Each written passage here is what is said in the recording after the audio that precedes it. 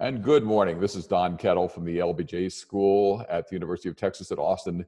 And with us today for a conversation about the implications of leadership of the COVID coronavirus is Admiral Thad Allen, who not only led the American response to Hurricane Katrina in New Orleans, but also was the incident commander in response to the Deepwater Horizon. And Admiral Allen, I want to begin today with a question about just your general observations about the issues of leadership in a major crisis like this. You've got a wide range of experience.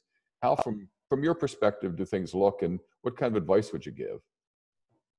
Well, I guess first I note that every one of these major crises actually becomes an exercise in applied civics and tests social contracts and expectations in all levels of government. But underpinning everything, in my view, has to be transparency. Wherever there's ambiguity, it should be removed, creating clarity where you can, and be open and honest with the American public at all levels about what the problem is and how you're trying to solve it. That's the only way you build credibility with the American public, and the only way you can create a whole of government or whole of America response is to create a cause for action that everybody can believe in. And that part is interesting because there's been some research on what leadership really means, and a central part that some people, including there's a historian Robert Tucker, who argues that one of the most important things that leaders can do is just to define the situation for everybody else. Not so much just to produce results, but to define the situation. And can you talk about that, both based on your experience and what you think that might have to do with the coronavirus today? Sure, and I think it's an excellent point. Many times we start responding to a crisis without really understanding what the crisis is or having a framework by which to understand it. The best example I can give you is when I was sent down to New Orleans on the 5th of September, a week after Hurricane Katrina came ashore. And I was sent down to support Mike Brown, but go to New Orleans and try and solve the problems that were there.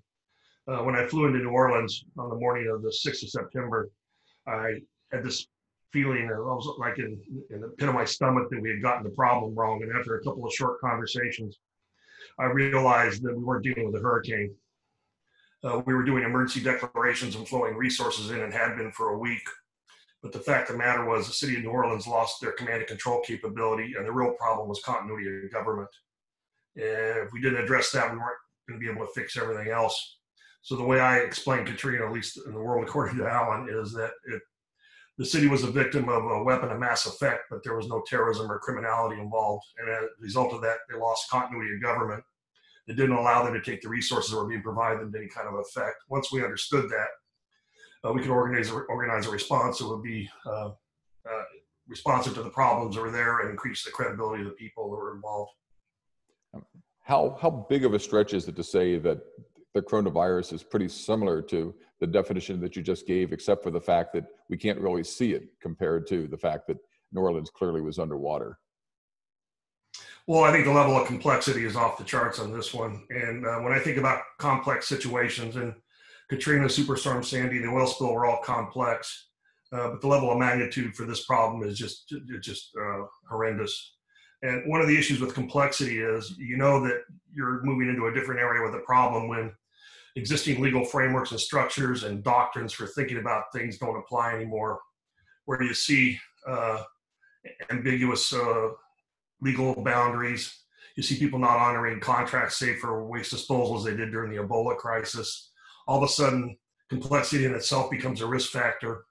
And in this case, it's not just restricted to a particular region, a county or a city or a state. It's all 50 states and the territories of the United States simultaneously. So the level of complexity is remarkable. And ultimately, it's going to boil down, in my view, to that interaction between the federal government and the state and local governments, which under the 10th Amendment have the responsibility for crisis and disaster response. Yeah, and that's one of the things that's interesting, because we tend to think about command authority too often, and often wrongly, looking at your experience, as a matter of giving orders and saying, I'm going to command, here's what needs to be done, as opposed to finding ways of using command authority to build the kind of collaborations and partnerships. And I was wondering if you could just spend a moment talking about the kind of friction between the way we think about command and what leadership in situations like this actually look like. Yeah, I think you're dead on. Let me make a distinction, though, to inform the discussion. I want to make a distinction between unity of command and unity of effort. In the Department of Defense, under Title 10 U.S. Code, there is a legal chain of command from a private clear to the president. It can be described in legal terms, and anybody in the military is subject to the Uniform Code of Military Justice, and it's enforced. Once you move outside military operations or outside a particular line authority, the best you're ever going to achieve is unity of effort. And so the question is, how do you put a structure in place that allows you to integrate both horizontally and vertically across governments and the private sector, be able to co-produce the outcomes that are required to address the problem? That's going to be a little bit novel in each situation, but the ability to be able to do that is the key to solving the problem, in my view. And what are the key pieces, do you think, that are best equipped to try to help produce that unity of effort that you're talking about? Well, the first thing is transparency of information, so everybody's dealing with the same set of facts. Then the ability to draw together a consensus over what the mission is and the outcomes you're trying to achieve. And that has to be done without regard to politics, is usually the operational outcome that you want. It won't involve politics. It involves actually deploying resources and solving a problem. And once you get that, you have a basis for trust. And to the extent you have pre-need relationships where you work these things out before, that's even enhanced further. But the bottom line for me is transparency of information, building of trust, and building a consensus you're going to co-produce the outcomes together.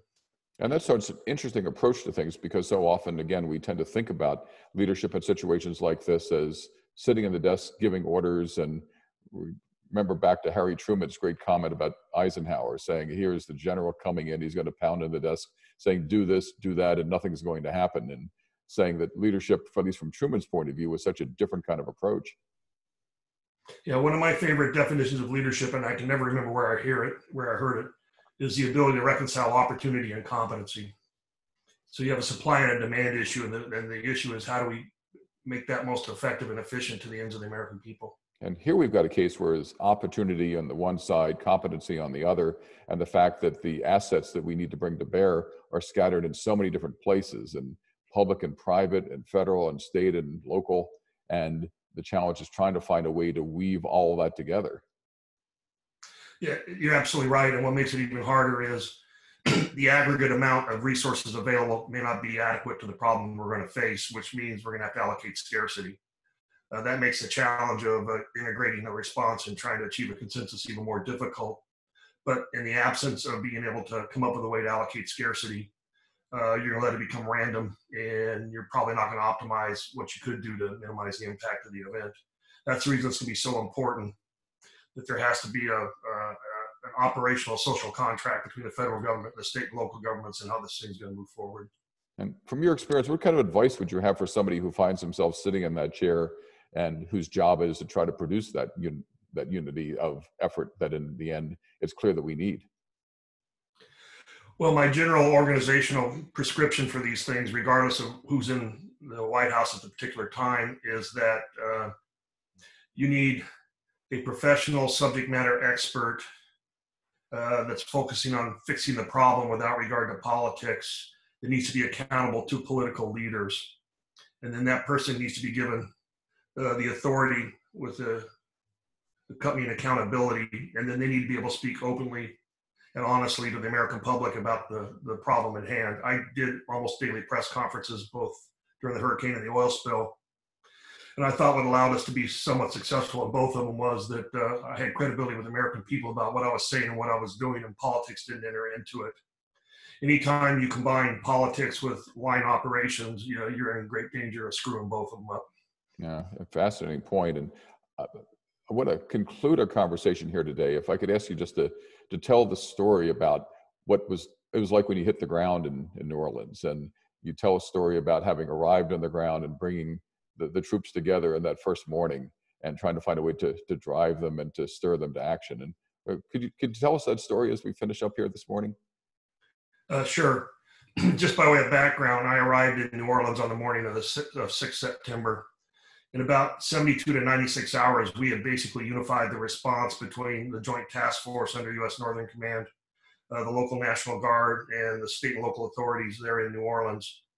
On the 9th of September, that Friday, I was called to Baton Rouge by Secretary Chertoff.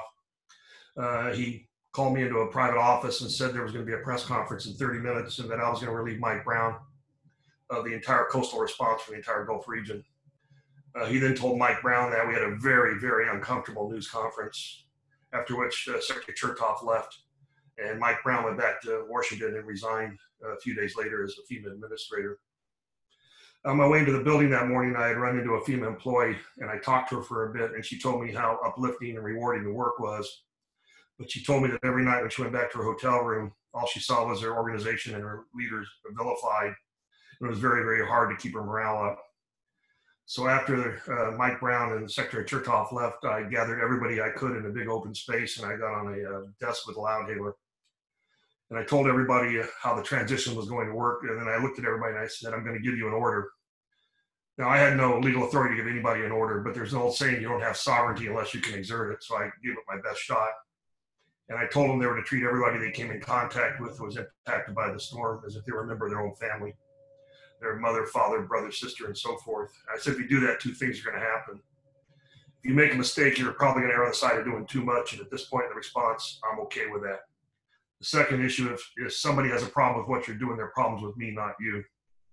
And at that point, people started openly weeping, and there was a collective sigh that changed the barometric pressure in the building. Nobody ever told these people in real simple terms what the mission was, that there was a basis for trust and to build a consensus. But more importantly, nobody ever told those people that somebody had their back. Stunning story. And there are some of those lessons that carry through very clearly to today. And that's something that I'm glad that you've had a chance to be able to share with all of us, and want to wish you continued good luck, wish us continued good luck, and wish us the wisdom to follow what it is that you've laid out here. So Admiral Allen, thanks so much for joining us today. Really, truly appreciate your comments and your thoughts, and thanks again. My pleasure, Al.